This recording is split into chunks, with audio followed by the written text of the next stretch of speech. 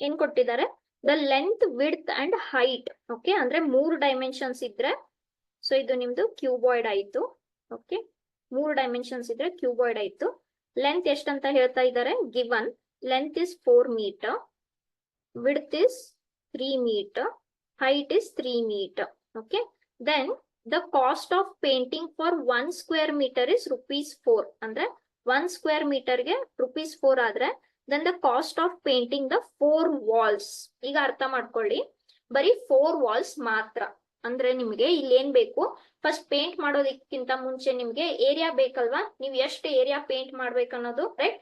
So ನಾವ್ ಏನ್ find ಮಾಡ್ಬೇಕಿಲ್ಲಿ, surface area. ಯಾವ surface area, total surface area ಅಲ್ಲ. ಯಾಕೆ, ಬರೀ 4 ವಾಲ್ಸ್ ಅಂತ ಮಾತ್ರ ಹೇಳ್ತಾ ಇದ್ದಾರೆ.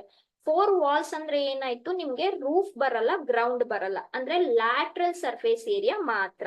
ಸೊ ನಿಮ್ಗೆ 1 ಸ್ಕ್ವೇರ್ಗೆ ಇಷ್ಟು ಕಾಸ್ಟ್ ಆದ್ರೆ ಕಂಪ್ಲೀಟ್ ಏರಿಯಾಗೆ ಎಷ್ಟು ಕಾಸ್ಟ್ ಆಗುತ್ತೆ ಅಂತ question. So first cost find ಮಾಡೋಕ್ಕಿಂತ ಮುಂಚೆ ನಮ್ಗೆ ಏರಿಯಾ ಬೇಕು. ಯಾವ ಏರಿಯಾ, ಬರೀ ವಾಲ್ಸ್ ಮಾತ್ರ, ಅಂದ್ರೆ lateral surface area.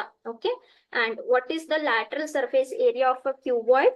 2 times height into breadth plus length. Correct? So ಎಲ್ಲ ಕೊಟ್ಟಿದ್ದಾರೆ ಡೈರೆಕ್ಟ್ ಆಗಿ. ಇದು 3 ಇದೆ, ಇದು 4 ಇದೆ, ಇದು 3 ಇದೆ. So this is 6 into 7. So this is 42. Correct? So ಇದೇನಾಯ್ತು, metre ಇದೆಯಾ, ಇಲ್ಲ, ಮೀಟರ್ ಕ್ಯೂಬ್ ಇದೆ. ಅಂದ್ರೆ ಇಷ್ಟು ನಿಮ್ದು ಏರಿಯಾ ಆಯ್ತು. ಈಗ 1 ಸ್ಕ್ವೇರ್ ಮೀಟರ್ಗೆ 4 rupees ಆದ್ರೆ ಕಂಪ್ಲೀಟ್ ಏರಿಯಾಗೆ ಎಷ್ಟಾಗುತ್ತೆ, therefore the cost will be what, 4 into 42. correct? So that is 4 2 8. This is 168. So ನಿಮ್ಗೆ ಎಷ್ಟು ಕಾಸ್ಟ್ ಆಗುತ್ತೆ, 168.